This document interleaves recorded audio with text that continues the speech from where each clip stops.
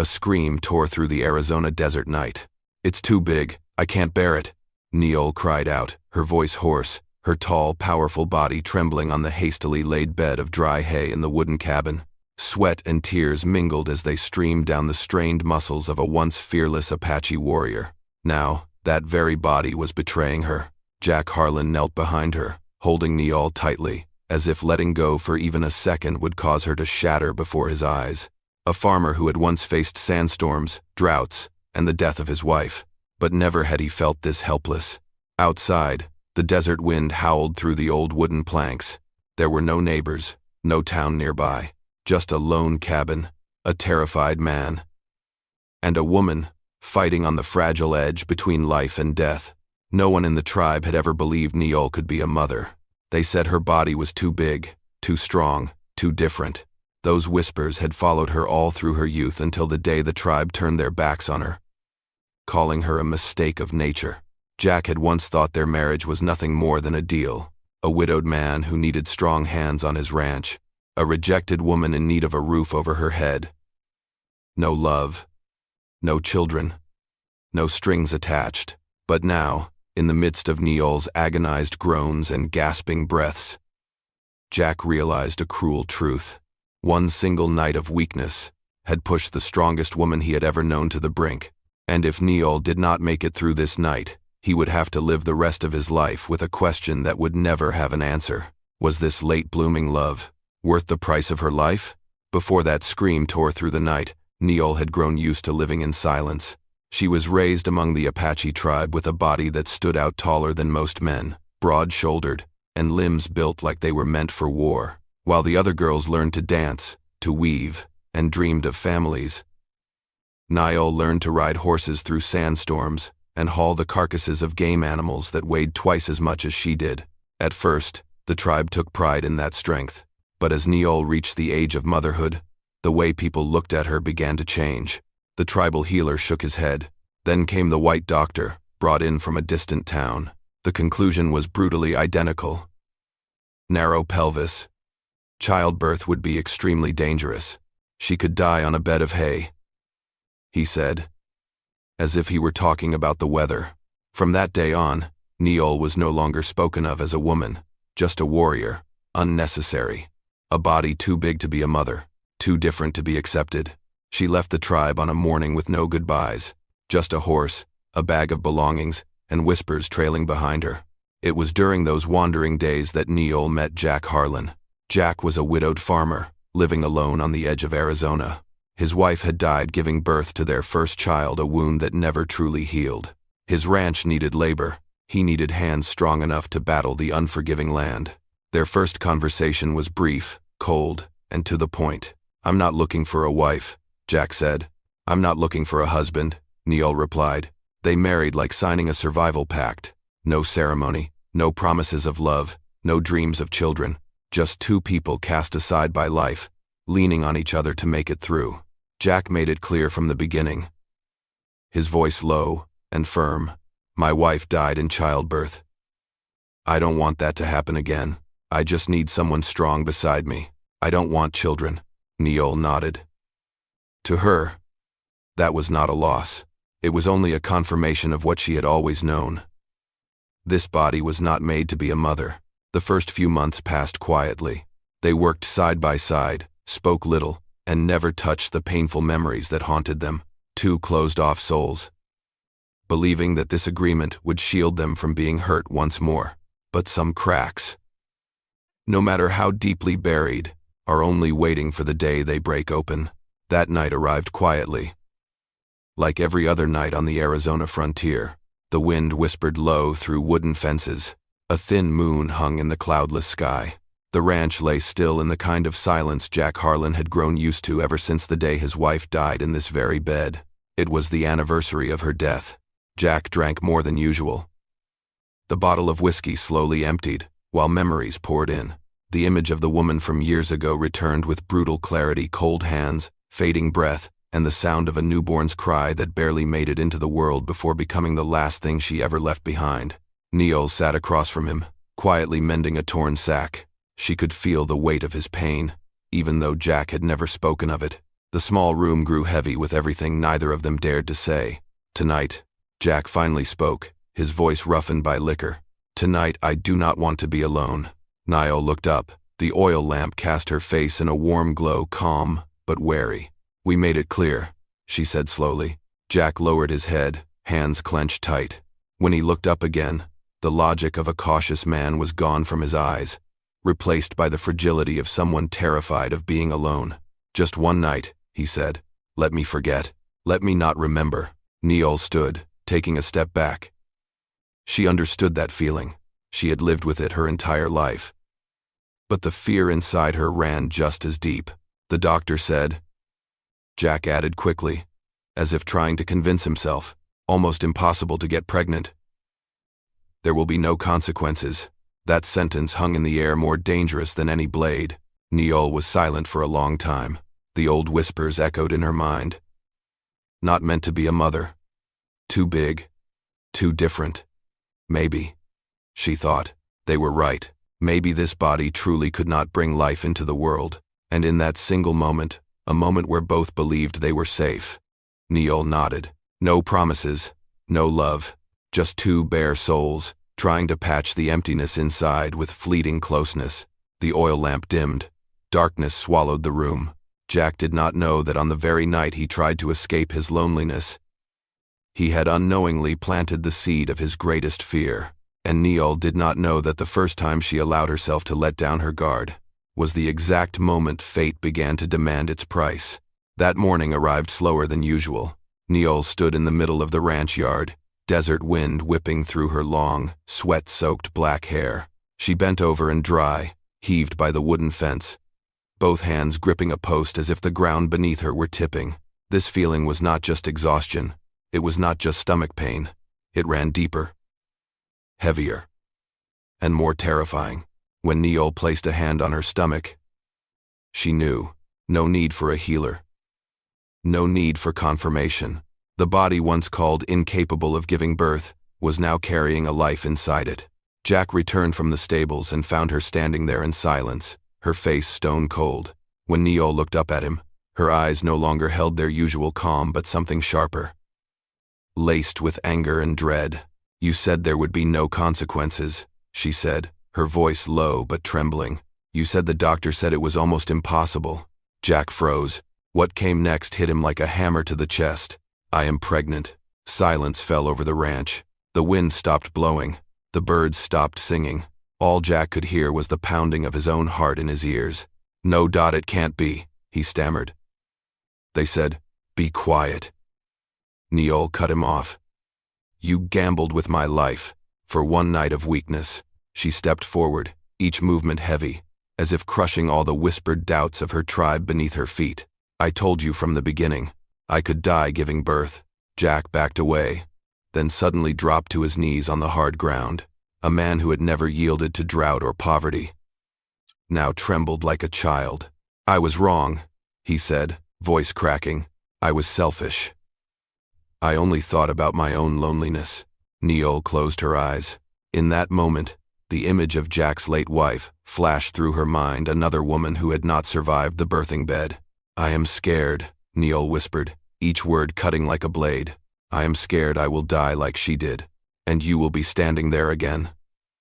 Helpless, Jack looked up at her, tears falling freely. "If there is anything I can do to make this right, I will do it. Even if it costs me my life." Niall looked at him for a long time. The anger was gone. All that remained was one naked truth. The road ahead had no way back, and from that moment on, their arrangement of survival was over. In its place began a journey of life and death where both of them would have to face the greatest fear of their lives. Thank you so much for being here.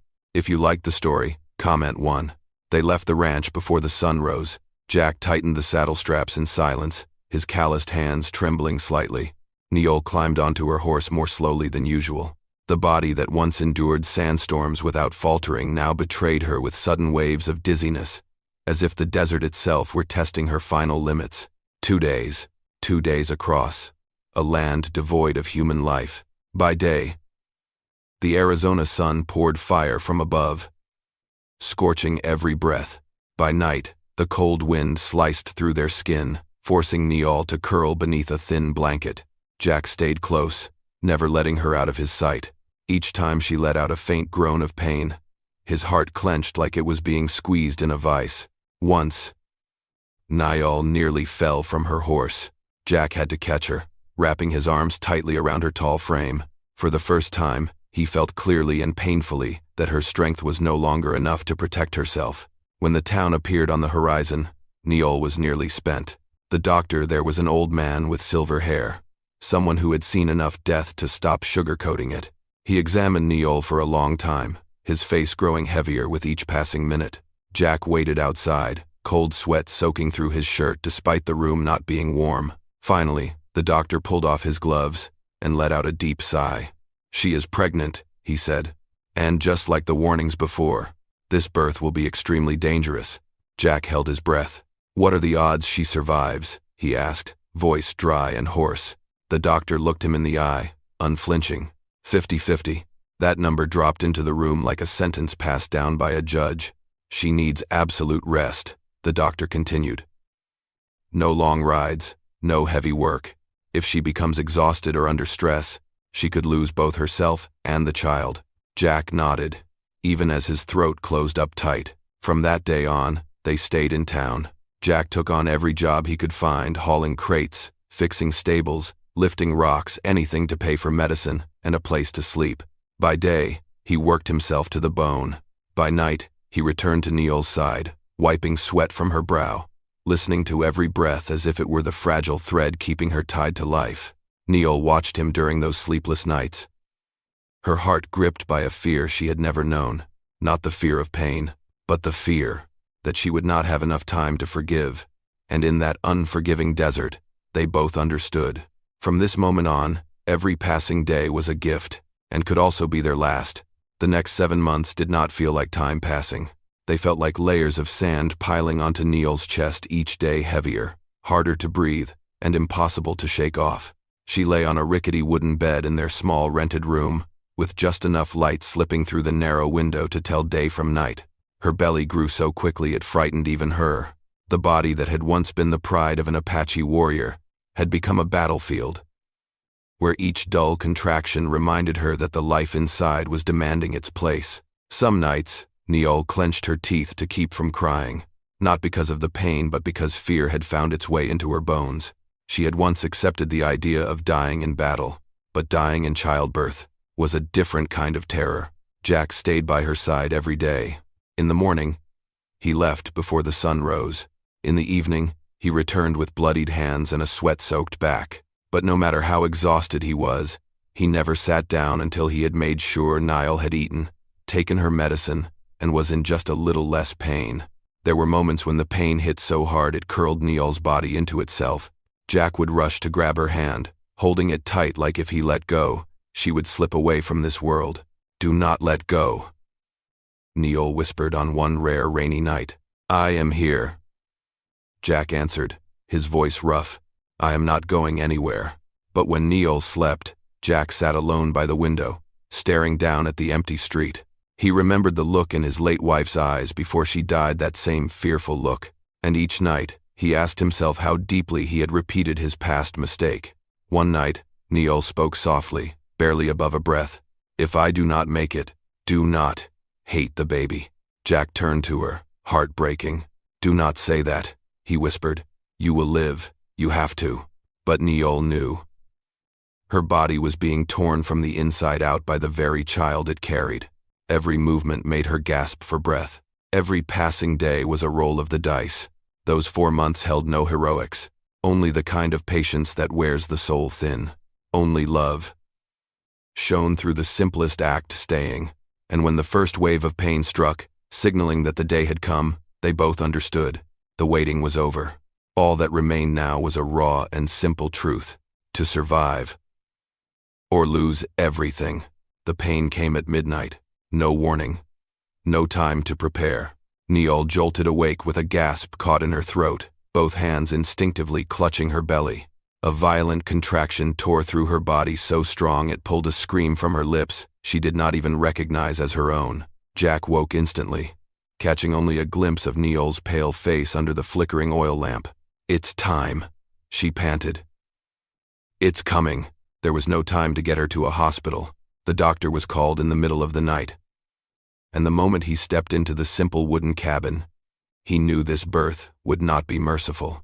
He motioned for Jack to lay down hay on the floor quickly, as fast as possible. Neol was helped to lie down. Her tall frame, once a symbol of Apache strength, now trembled under the relentless waves of pain. Sweat poured from her like rain, soaking her hair and the back of her shirt. Another contraction hit more brutal than the last. It's too big. I can't bear it. Neol's scream tore through the desert night, hoarse and raw. She arched her body, nails digging into the hay, as if clinging to the last thread of life. Jack knelt behind her, arms wrapped around her shaking body. He pressed his forehead to her back, his voice trembling with fear and fierce determination. "Look at me," he said, breathless. "You can do this. You are the strongest warrior I have ever known." Neol shook her head, tears spilling from her eyes. "I can't do this," the doctor shouted, louder than the wind howling outside. "Do not give up. I see the baby's head. When the next wave hits, you have to push." The next pain came like a storm. Neol screamed, summoning every ounce of strength left inside her, the strength of a woman once called too big, too different, unfit to be a mother. Jack held her tightly, whispering non-stop in her ear like an anchor to her soul. "Push. Just one more time." "You're almost there," the doctor yelled. "One more push."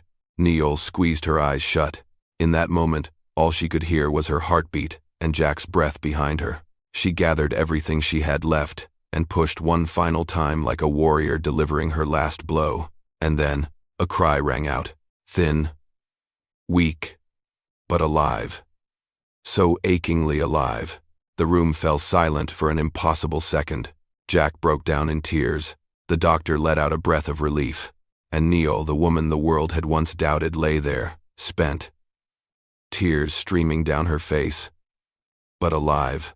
Dawn rose slowly over the Arizona frontier. The first light of day slipped through the wooden window frame, touching a room still heavy with the scent of sweat, medicine, and fear that had just passed. Neol lay still on the bed of hay, her body drained, but her breathing finally steady. Resting on her chest, a tiny life stirred softly, warm, real, alive. The baby girl let out a faint cry, then slowly settled. The doctor smiled and carefully placed the child into Neol's arms. She looked down, her eyes red and swollen. The woman once called too big, unfit to be a mother, now trembled for the opposite reason, because she was still alive, and because her child was here. Jack sat beside her, his calloused hands covering his face. When he finally looked up, the tears could no longer be held back. He reached out and gently touched the baby's soft black hair, as if afraid that even the slightest pressure might cause this moment to disappear. "She is healthy," the doctor said quietly. Both of them made it. Jack turned to Neol. In the morning light, she was no longer the lone warrior of the desert, nor the woman cast aside by her people. She was a mother exhausted, in pain, but standing after the storm. "What should we name her?" Jack asked, his voice breaking. Neol was silent for a moment, then whispered, "Hope, hope, hope that a body once doubted could do what no one believed possible. Hope that mistakes could be redeemed by staying, by responsibility, by love, learned through pain. Hope that true strength is not never falling but standing back up after believing there was nothing left to lose." Jack bowed his head and rested his forehead against Neol's hand. "I will spend my entire life making up for my mistakes," he said, "and becoming worthy of you, and of her." Neol did not answer. She simply squeezed his hand just enough for Jack to understand that some forgiveness does not need to be spoken. Outside, the desert remained as harsh as ever, but inside that small wooden cabin, something had changed forever. A child named Hope had been born. A body once called too big, unfit to be a mother, had created a miracle. And sometimes, the very place where others tell us we cannot, is where life truly begins. My friend, the love between Neol and Jack did not grow from beautiful promises, but from fear, mistakes, and responsibility they could not run from. It was forged in a brutal desert, where surviving each day demanded sweat, tears, and the courage to stay.